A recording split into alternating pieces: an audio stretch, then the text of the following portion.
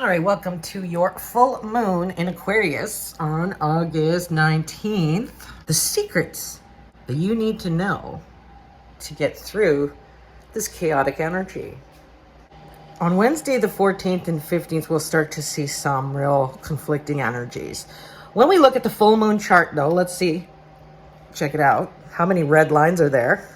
Those are all squares and oppositions, mostly squares. Squares, yes, they get a bad reputation for being hard, like a struggle. They're squaring off with each other, the energies, right? Red lines aren't so great, and there's a lot of them as we see. All right, let's take a look here. We've got the fish, money, abundance.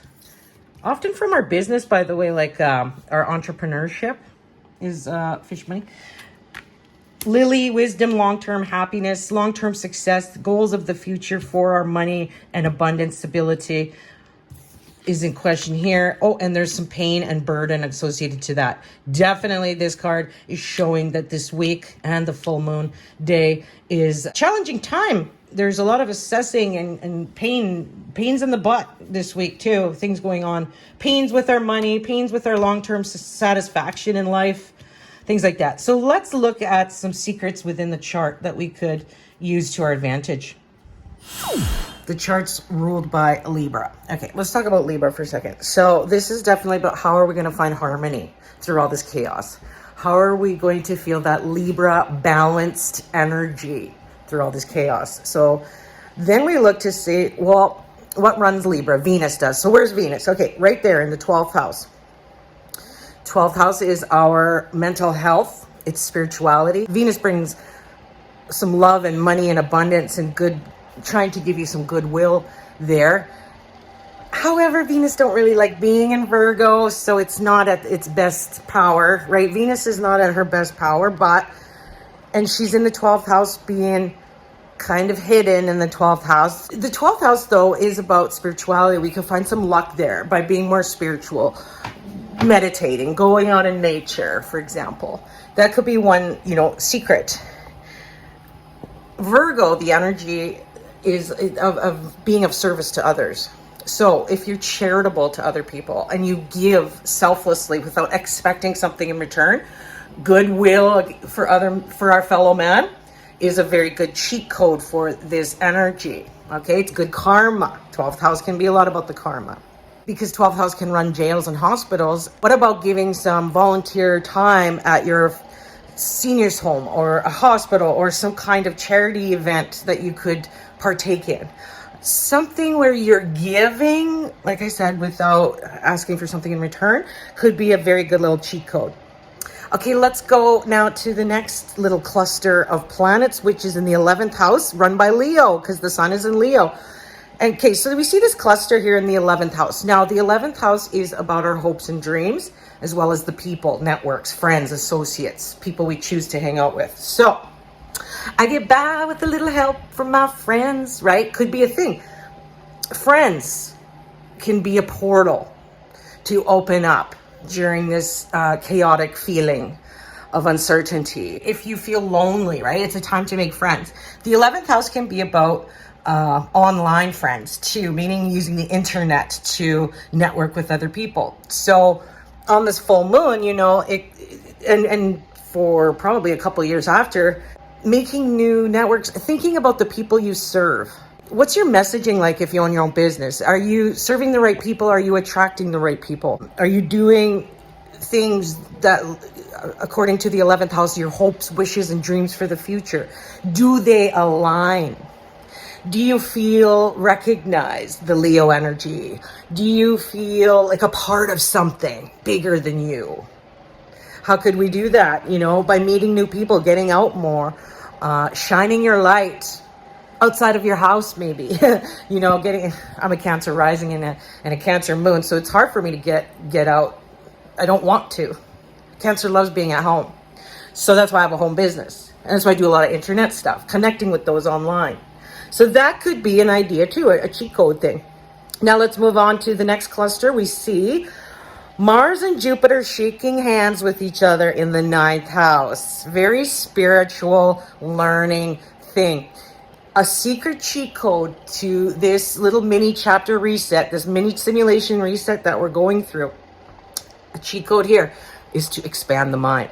This can be through travel. This can be through education. So some of you, it could be a real good idea to take a course, a business course, or any kind of course to expand your mind, okay? Gemini is in there too. You know, it's run by Gemini, the ninth house. Wow, this is a real learning thing. Going back to school, teaching a course, learning something from someone. Learning from someone that you just met in the 11th house. We talked about friends, new networks, and benefactors and all that. So learning something new, exploring, adventure, having a little more adventure, opening up new portals through travel, through foreign affairs, through networking with those overseas, maybe through the internet, making new networks, new connections, that kind of thing. There's energy there in talking and communications and learning and expanding the mind. So there's another cheat code. Uranus, the planet of rebellion and unexpected events, is in the 8th house of Taurus. This is your money. This is our money from the government, our money from our spouse, our joint ventures with our spouse. There is big unexpected changes coming with probably on a global scale. I'm going to guess that they're going to talk about cryptocurrency, digital currency. Maybe they're going to do a new money thing in the government. I don't know. There's going to be something going on with the money there, but on a personal level. This is about taking a rebellious stance against debt. I find that when things are in the 8th house, it's a lot about our debt. How can we pay off the debt, find some new ideas that Uranus brings to us, aha moments that we've never thought of before. It's taking a rebellious stance against debt. No more debt. Okay, that's the thing. So that could be a cheat code too. Now, Uranus runs technology, so finding new ways, technology businesses maybe, or learning more about AI in your business. I don't know, all sorts of things like that. So think technology, money, and debt. Now, this is also about having security in your sexuality as well. Going back deep into, when you were assaulted maybe when you're a kid or a teenager, all those feelings where you've been pushed down, feeling traumatized in some way.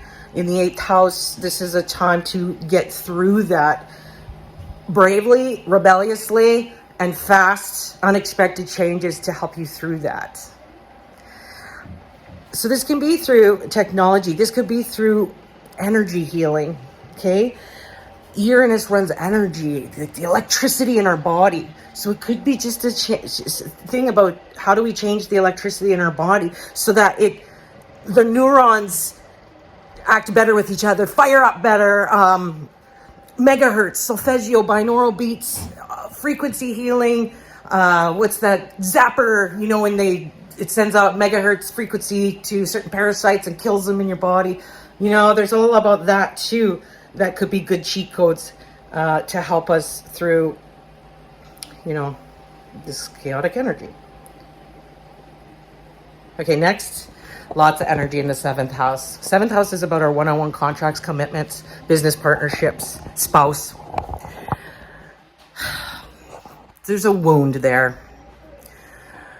Some spouses are just breaking up, for sure. There's breakup energy here with Chiron, the wounded healer.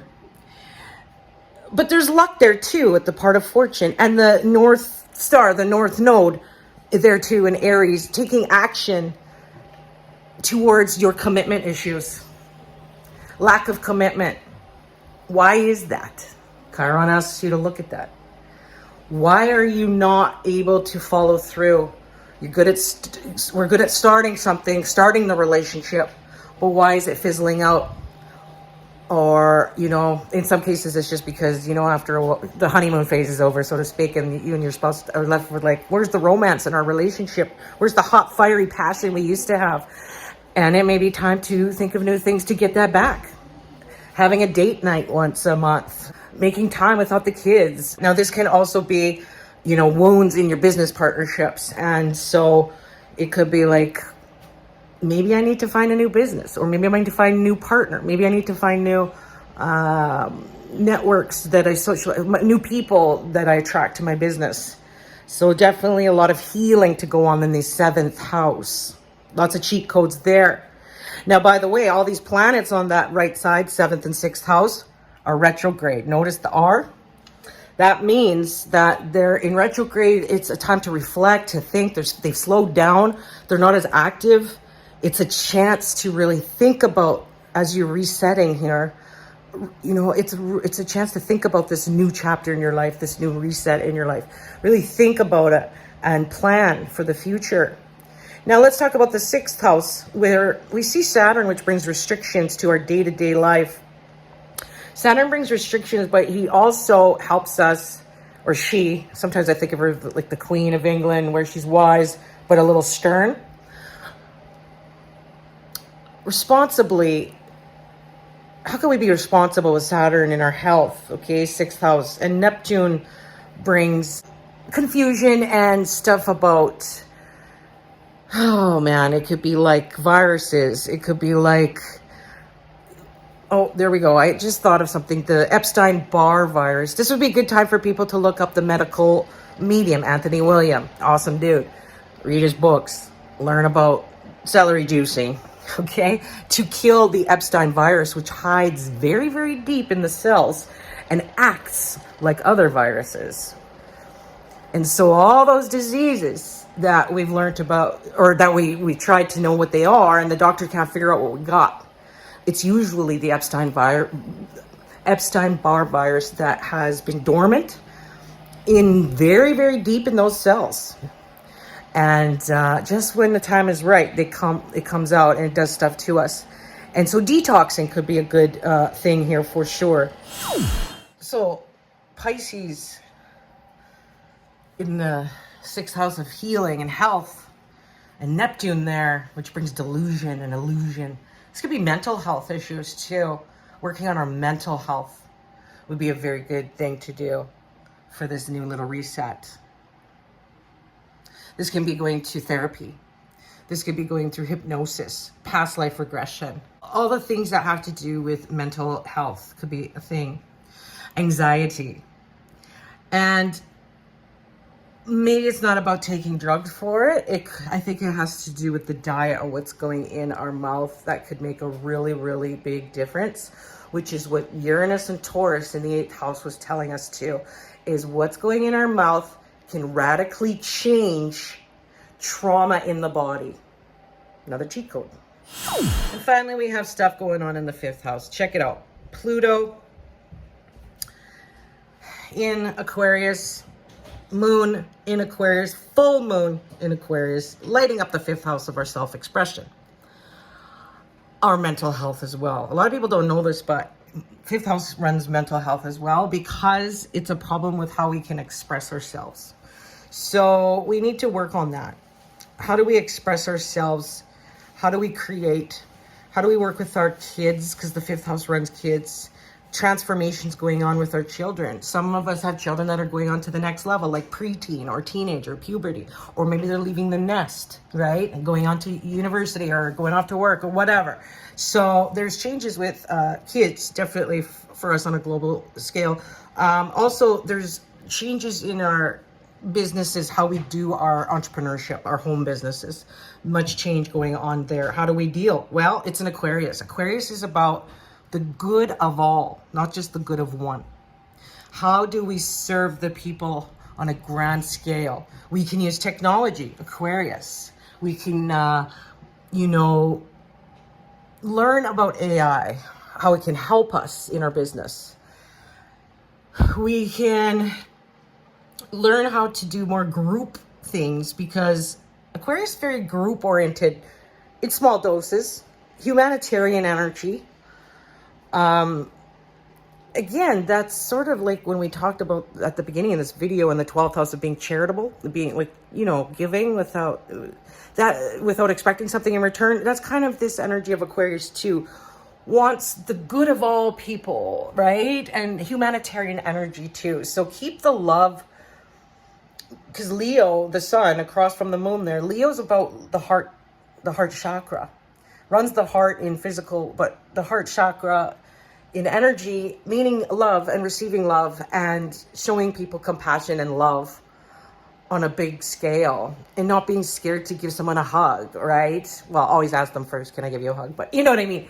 Like showing affection to people, connecting with people. And it looks like there might be an announcement, something about internet and technology from the government. I'm not sure what this is going to be exactly, how that's going to pan out.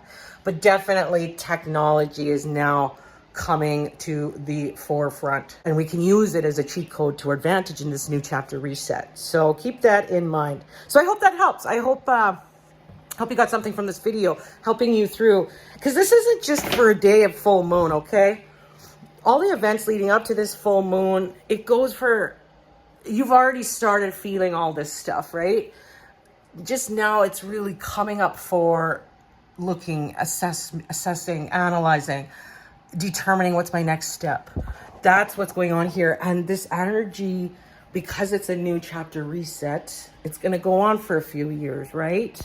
So it really is a time to reflect right now.